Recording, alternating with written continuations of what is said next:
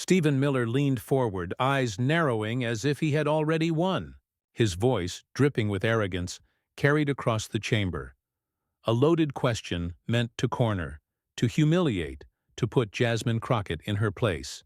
The words were crafted to sting, rehearsed to sound clever, engineered to draw blood. He believed this was the moment the cameras would capture his dominance. The soundbite that would echo on cable news and flood social media with his smug victory lap. But the air told a different story. The instant the question left his lips, a strange hush spread across the room. Even the shuffling of papers and the murmurs of aides seemed to evaporate. Everyone present understood instinctively something bigger was about to unfold. You could feel the tension tighten like a drum. All eyes turned toward Jasmine Crockett. Miller reclined back in his chair, his grin broadening as if savoring the silence. He thought he had her trapped. He thought his brand of condescension would reduce her to hesitation, to fumbling, to weakness. After all, how many times had figures like him underestimated women like her? How many times had arrogance mistaken dignity for fragility? He mistook the calm in her eyes for uncertainty. He mistook her pause for fear. What Miller didn't realize was that this silence wasn't hesitation. It was power. Jasmine Crockett sat poised, her gaze steady, her breath unbroken. She wasn't scrambling for words, she was measuring the weight of the moment, choosing precisely how to deliver the truth. That quiet stillness wasn't weakness. It was the calm before a storm. Some in the chamber began to lean forward, sensing something was shifting. Reporters in the back raised their phones higher, instinctively recording. Even the cameras seemed to zoom tighter, capturing the look of overconfidence on Miller's face against the quiet resolve settling over Crockett's. This wasn't going to be the takedown Miller expected. This was about to be something else entirely, a reversal so sharp, so decisive, that the arrogance in his grin would curdle into disbelief. To understand why this moment mattered, you have to step back. Stephen Miller didn't arrive here by accident. He had built his entire public persona on sharp elbows, soundbite attacks, and a confidence that bordered on theatrical cruelty. In his world, debates weren't about ideas, they were about domination. He relished turning complex issues into traps, reducing opponents to caricatures, and wielding arrogance like a weapon. He believed this was his stage, his script, his performance. And on paper he had reason to believe he could control it. His allies praised his discipline. Pundits admired his ability to twist words into weapons. He came prepared with statistics, half-truths, and barbs rehearsed for maximum sting.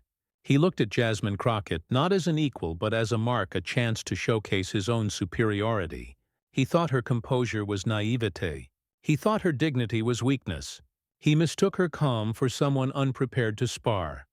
But Jasmine Crockett's story told another truth. By the time she sat in that chamber, she had already lived a lifetime of battles that Miller couldn't comprehend. She wasn't the kind of figure who needed to perform dominance. She carried authority forged in struggle. A former public defender, she had stood beside clients written off by the system, fighting with precision and persistence. She had walked into rooms where people underestimated her and walked out having left them speechless. Every sneer, every dismissal, every attempt to silence her had only sharpened her resolve. That's why this moment was about more than politics. It wasn't just Miller's smug question against her poised silence. It was the collision of two worldviews: manipulation versus truth, arrogance versus dignity. This was the archetypal clash audiences crave, but rarely see delivered so clearly. And in that chamber you could feel that tension humming, like a wire stretched to the breaking point. The stakes weren't only in the room.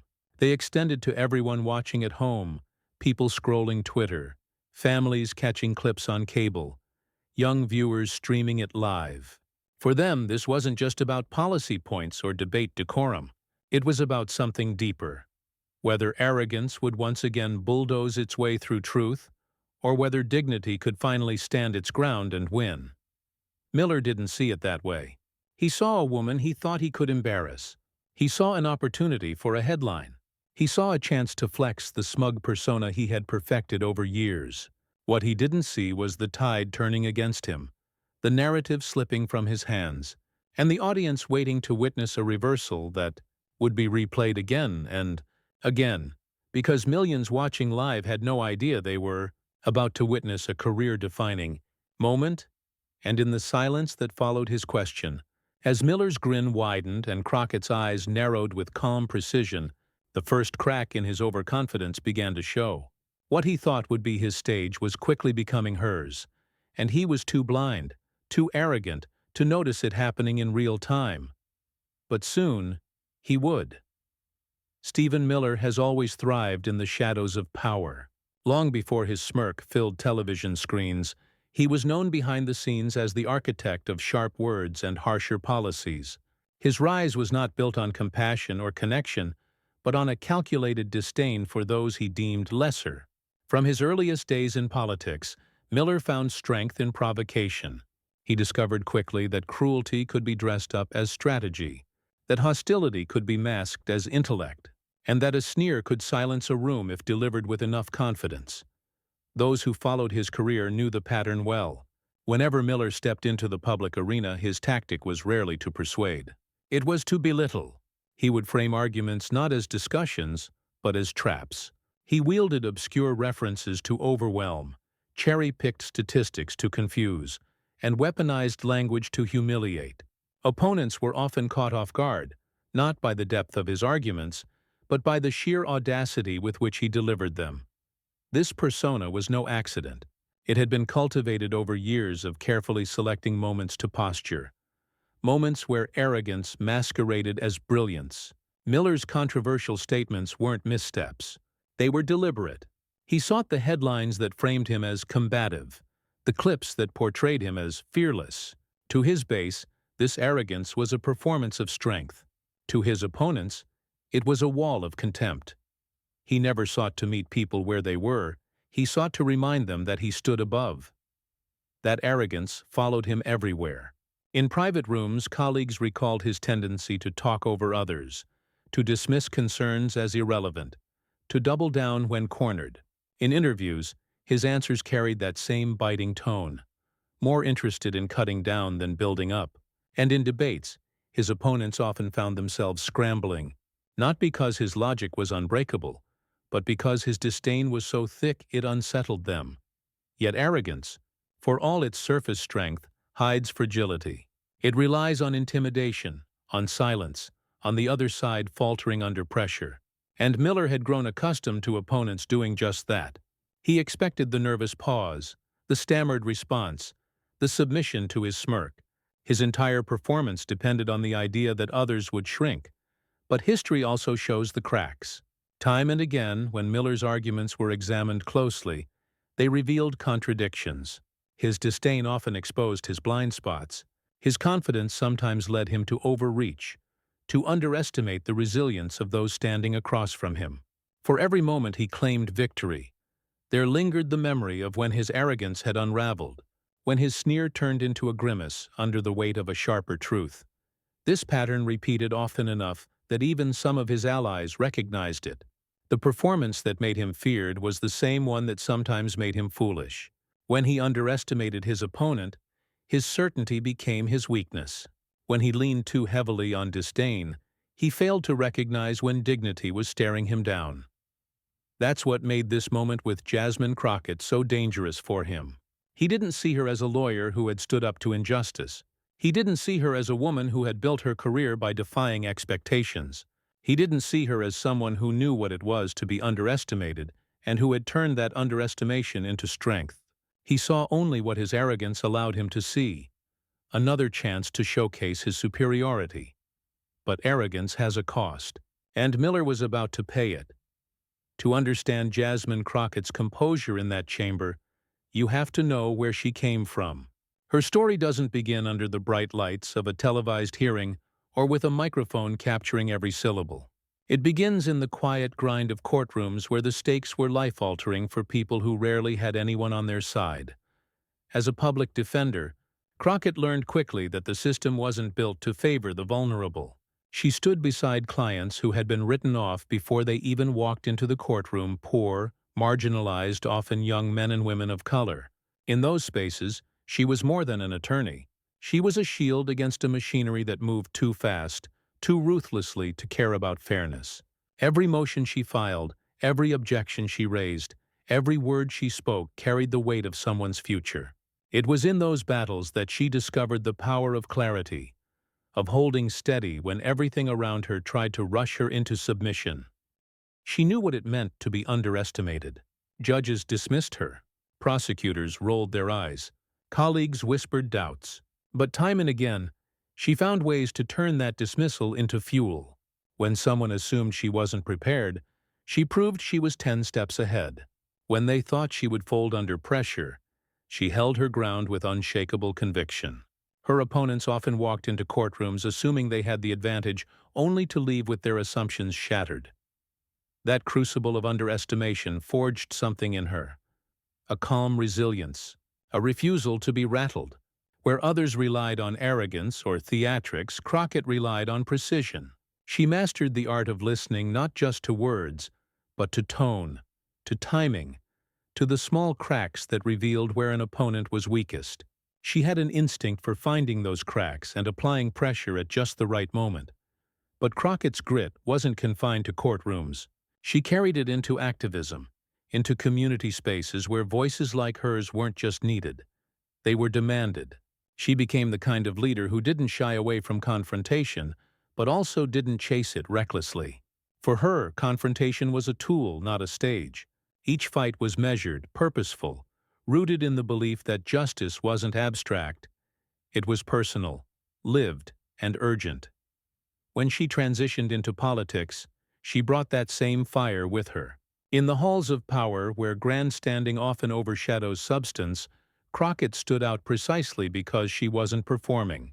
She spoke with the cadence of someone who had been tested in rooms where no cameras rolled, where lives, not headlines, were on the line. Her speeches weren't just rhetoric. They were reflections of years spent battling systems designed to break people down.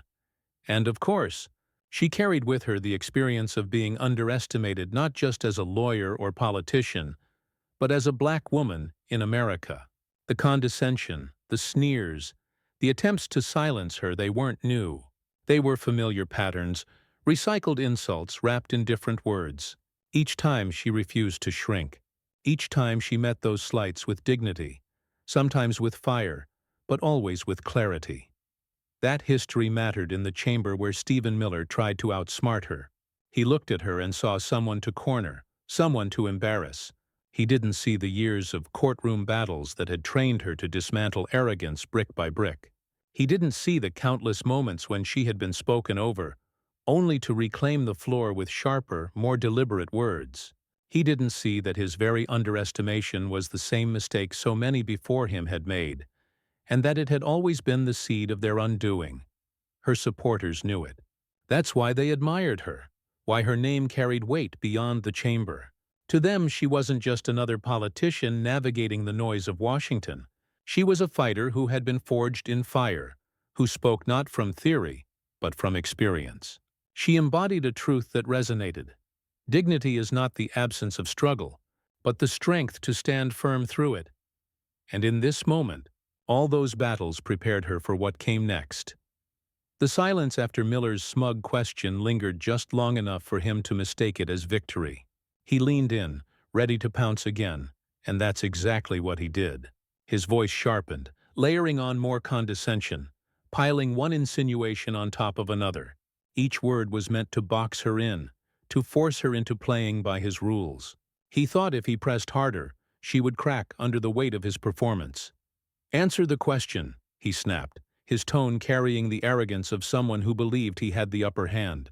He threw out statistics with an air of superiority, mixing half-truths with sound bites designed for headlines. He gestured broadly, as if his volume and swagger could make up for the thinness of his argument. The chamber buzzed faintly with his rising intensity, some shifting in their seats, others shaking their heads at the spectacle.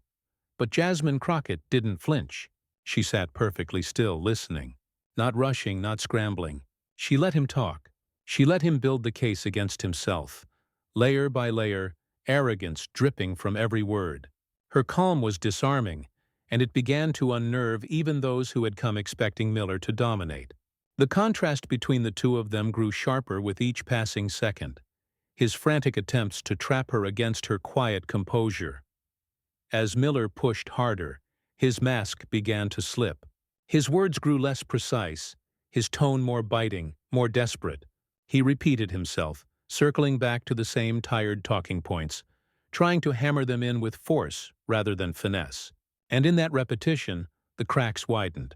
He wasn't a master strategist calmly dismantling his opponent.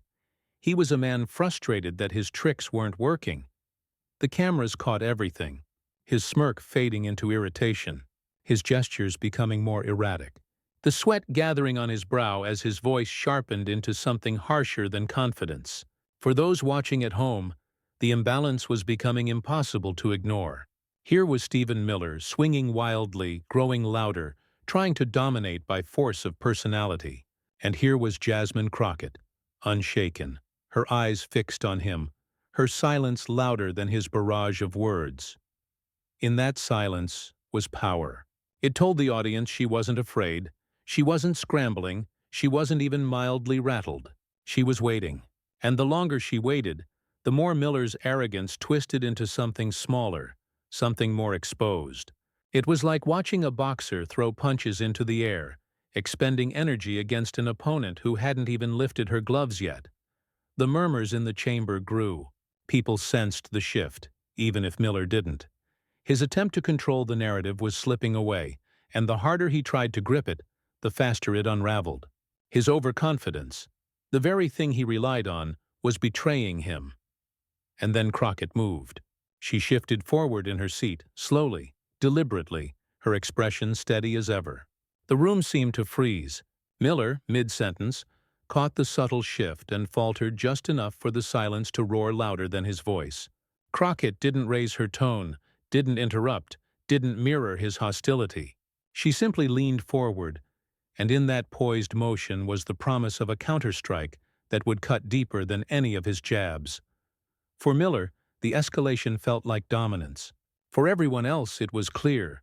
The storm was about to turn, and then, with the calm of someone who had been here before, Jasmine Crockett prepared to speak. Jasmine Crockett let the silence hang for just a moment longer, the kind of silence that doesn't shrink under pressure, but expands, commanding every ear in the room. She lifted her eyes from the notes in front of her, then fixed them directly on Stephen Miller. Her voice, when it came, was calm, measured, and devastatingly precise. "You seem very confident in your statistics. Mr. Miller," she began, her tone almost gentle, like a teacher addressing a student who hadn't done his homework. "But confidence is not the same as accuracy. And arrogance," she paused, letting the word cut through the air, "is not the same as truth." The murmurs began immediately. The chamber stirred. Reporters glanced at one another, pens flying across notepads. Miller shifted in his seat, his smirk faltering ever so slightly. Crockett continued, her words sharpened like surgical instruments. "You talk about crime numbers, about communities you clearly don't live in, don't work in, and don't care to understand. You cherry-pick figures without context, and you think that makes you an authority. But I lived those cases. I represented those people. I fought in those courtrooms. I didn't read about it from a think tank report. I carried it on my shoulders, day after day." Gasps rippled through the chamber. On social media, the clip was already spreading. Someone live-tweeting typed in all caps, "Did she just say that?" Within minutes, hashtags like Chaka Crockett vs. Miller and Mic Drop Moment were beginning to trend. Crockett leaned forward slightly, her cadence deliberate. "And let's be very clear. When you reduce entire communities to stereotypes, when you strip away their humanity for the sake of a talking point, you're not proving strength. You're proving weakness, because strength is rooted in truth. And truth requires dignity," Miller interjected, trying to cut her off, but his voice cracked with frustration. "That's not," he began, but Crockett didn't raise her voice. She simply held up a hand, palm facing him, and the chamber quieted again. The silence that followed wasn't just respect. It was command. "You wanted a soundbite?" She asked him directly, her tone cool as steel. "Here's one. You cannot outsmart lived experience. You cannot outmaneuver truth. And you certainly cannot outtalk dignity. The chamber erupted not with shouting, but with the collective energy of suppressed reactions breaking free. Aides glanced at each other with wide eyes. Reporters' fingers flew across keyboards. And somewhere, far beyond the room, viewers at home sat upright, replaying her words in their minds. Crockett let the reaction simmer before continuing, her voice steady, unwavering. "Mr. Miller, I don't need to match your volume. I don't need to match your arrogance. What I bring to this table are facts grounded in reality, stories grounded in humanity, and a history of fighting for people who don't have the luxury of smug performances. That's what makes this different. That's what makes you uncomfortable." Miller's face reddened, his lips tightening as he tried to interject again, but Crockett was no longer in his frame.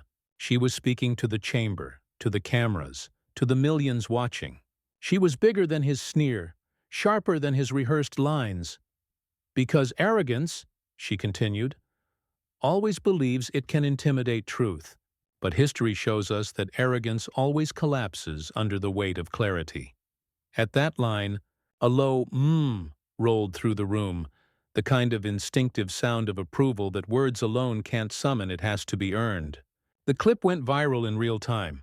TikTok feeds filled with captions like, "The way she just ended him without raising her voice." Twitter threads exploded with rewinds of the hand gesture, the pause, the perfectly timed delivery. And Miller, he sat back, his smirk gone entirely, his face stiff with the realization that this wasn't his stage anymore. His attempt at control had slipped completely through his fingers. Crockett delivered the final blow with surgical calm. "You tried to corner me. You tried to bait me. But what you fail to understand is this. I don't answer to your arrogance. I answer to the truth. And the truth is bigger than you. It always has been. And it always will be." The words hung in the air like a verdict. The chamber, for a heartbeat, was utterly still. Miller opened his mouth, but nothing came. There was no comeback, no clever retort, no saving smirk. Just silence. And that silence was louder than anything he had said all night. Online, the moment had already taken on a life of its own. Memes spread within minutes. Miller's frozen expression juxtaposed with Crockett's calm stare. Reaction videos piled up on YouTube and TikTok, people shouting at their screens, clapping, laughing, crying. One viral tweet read, "This is why representation matters. This is why arrogance fails. Jasmine Crockett, thank you." The chamber slowly came back to life, reporters whispering, aides typing furiously, spectators buzzing with disbelief. Crockett, however, didn't bask in the noise. She leaned back in her chair, folded her hands, and returned to stillness as if nothing extraordinary had happened, as if she hadn't just dismantled years of Miller's carefully cultivated persona in a single, precise takedown. For those watching, the moment felt like more than a debate exchange. It felt like vindication for every time dignity had been mocked. For every moment arrogance had seemed untouchable. Crockett had turned the tables with nothing but composure, truth, and timing. Stephen Miller had walked in believing this would be his victory clip. Instead, he had become the cautionary tale. But the fallout had only just begun. The moment Jasmine Crockett delivered her quiet but devastating counterattack, the clip spread like wildfire. Before the chamber had even emptied, phones buzzed across the country. On Twitter, hashtags ignited within minutes. Crockett vs. Miller. Mic drop moment. Dignity wins. The words she spoke, calm, measured, devastating, were transcribed, meme-ified, and looped endlessly across timelines. In living rooms, families watching live rewound their DVRs just to play it again. On TikTok, reaction videos exploded. Young viewers clapping, laughing, shouting at their screens. Some mimicked her poised hand gesture, pausing dramatically before delivering their own punchlines. Captioned, "Channeling my inner Crockett." Others replayed Miller's stunned silence on loop, setting it to music, turning his blank stare into a symbol of defeat. Cable networks scrambled to cover it. Within hours, primetime segments replayed the exchange in slow motion, panelists dissecting every pause, every raised eyebrow, every subtle shift in body language. Commentators on progressive outlets hailed it as a masterclass in composure. Even some conservative commentators grudgingly admitted Miller had been caught flat-footed. But the real conversation wasn't happening on television. It was happening online, where Crockett's words resonated far beyond the chamber. Instagram feeds filled with quote graphics. You cannot outsmart lived experience. You cannot outmaneuver truth. And you certainly cannot outtalk dignity. The line was shared as if it were a rallying cry, reposted across activist pages, book clubs, college groups, immigrant advocacy networks. It wasn't just a clapback, it was validation, a reminder that arrogance collapses under the weight of truth. Meanwhile, Miller became the internet's new punchline. Memes depicted him as a cartoon villain, silenced by a single line of dialogue. GIFs captured the precise moment his smirk melted into panic. On Reddit threads, users piled on with captions like, "This man just got legally owned on live TV." A YouTube remix set his silence to dramatic orchestral music, racking up millions of views in a single day. Supporters of Crockett flooded her pages with praise. Comments read like love letters. "This gave me chills. Finally, someone who won't back down. My kids watched this with me and they said, 'Mom, she's a superhero.'" Donations to her campaign spiked overnight, small contributions pouring in from people who wanted to turn their applause into action. The ripple effects reached celebrities too. Musicians tweeted their admiration. Actors reposted the clip with fire emojis. Activists wrote threads linking Crockett's composure to broader movements for justice and equality. Even international voices weighed in, framing the moment as proof that arrogance and demagoguery could be undone by patience and truth. But it wasn't all applause. Miller's allies scrambled to spin the narrative, accusing Crockett of being overly rehearsed or disrespectful. Yet their words landed flat. The clip was too visceral, too undeniable. Viewers had seen the sneer, heard the arrogance, felt the silence, and then watched Crockett dismantle it without breaking stride. No talking point could erase what millions had already replayed in their feeds. The beauty of the moment wasn't just in Crockett's delivery. It was in how it reverberated how ordinary people felt themselves in her. Immigrant families who had endured stereotypes shared the clip with captions like, "This is for us." Young women in law school replayed it for inspiration before exams, writing, "If she can handle him, I can handle anything." Communities long dismissed by voices like Miller's felt the sting of his arrogance dissolve in the clarity of her response. For once, dignity didn't just survive the attack. It triumphed. And as the hours turned into days, the conversation refused to die down. Hashtags became headlines. Headlines became think pieces. Think pieces became podcast episodes dissecting the cultural meaning of what had just unfolded. It was no longer about Miller or Crockett as individuals. It was about what they represented, the clash of arrogance against dignity, and the validation people felt seeing arrogance lose. Stephen Miller may have walked into that chamber expecting to dominate, but he left as a meme, a cautionary tale, a symbol of what happens when arrogance underestimates resilience. Jasmine Crockett, on the other hand, left as something bigger than a politician. She became the story, the symbol, the proof that calm truth could cut sharper than the loudest insult. And through the noise, one truth became impossible to ignore. When the chamber finally quieted, Jasmine Crockett did not bask in applause, nor did she gloat in victory. She understood the moment was larger than herself. It wasn't about one sharp exchange or a single takedown. It was about what that clash represented, and why it resonated so deeply with millions who saw themselves in her steadiness, her clarity, her courage. She leaned into the microphone and spoke with the same calm that had defined her rebuttal. "This isn't about me. It's about the people I represent, people who are tired of being reduced to numbers, who are tired of being spoken over, who are tired of arrogance passing itself off as truth." What we just saw isn't unique to this chamber. It happens every day in classrooms, in workplaces, in neighborhoods across this country. And it's time we say enough. Her words lifted the moment out of partisan skirmish and into something timeless. She framed the exchange as a microcosm of a larger battle, that has shaped America since its beginning. Those who wield arrogance to divide versus those who stand in dignity to unite. Her calm wasn't just a debating tactic, it was a statement that clarity, patience, and truth still have a place in a world overrun with noise, and the public heard it. On social media, her message was stripped of political jargon and reframed as universal wisdom. Parents told their children, "See, that's how you stand tall when someone tries to tear you down." Teachers replayed her lines in classrooms to show the power of composure. Activists shared her clip at rallies, weaving her words into chants. The moral was clear. Arrogance, no matter how loud, cannot outlast courage grounded in truth. Arrogance collapses under its own weight because it is hollow.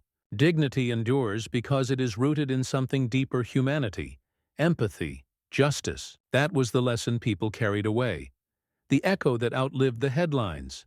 For Crockett, the victory wasn't about embarrassing Stephen Miller. It was about reminding the country that representation matters, that voices long dismissed can rise and redefine the conversation. Her strength wasn't just in what she said, but in what she embodied. Resilience forged from being underestimated, confidence rooted in service, and a refusal to bow to arrogance disguised as intellect. The chamber had witnessed a clash, but the country felt something greater, a reassurance that dignity still has defenders, that arrogance can be met and defeated, not with rage, but with resolve. And that truth, once spoken with clarity, carries farther than any insult. Because in the end, this wasn't just Miller versus Crockett. It was dignity versus arrogance. Stephen Miller tried to outsmart Jasmine Crockett. He walked into that chamber armed with arrogance, certain his words would trap her, convinced his sneer would silence her. But what he didn't count on was the quiet strength of a woman who had spent her life turning underestimation into power. What he didn't count on was the dignity that cannot be shaken, the truth that cannot be bent. You witnessed it. The smirk fading, the silence stretching, the moment arrogance collapsed under clarity. This wasn't just a debate exchange. It was a reminder that when courage meets arrogance, dignity always wins. It was proof that the loudest voice in the room is not always the strongest, and that composure rooted in truth can silence even the sharpest insult. And that's why this moment matters far beyond the walls of a chamber. It belongs to every person who has ever been spoken over, dismissed, underestimated. It belongs to communities who have carried stereotypes on their backs only to rise stronger. It belongs to anyone who has ever needed to be reminded that arrogance doesn't last but dignity does. So take this story with you. Share it. Replay it. Let it remind you, and remind those around you that arrogance cannot outtalk truth and never will. If you believe dignity will always triumph, share this story. Subscribe to join a community that refuses to stay silent. Together we can make sure the world knows that courage, composure, and clarity are stronger than arrogance will ever be.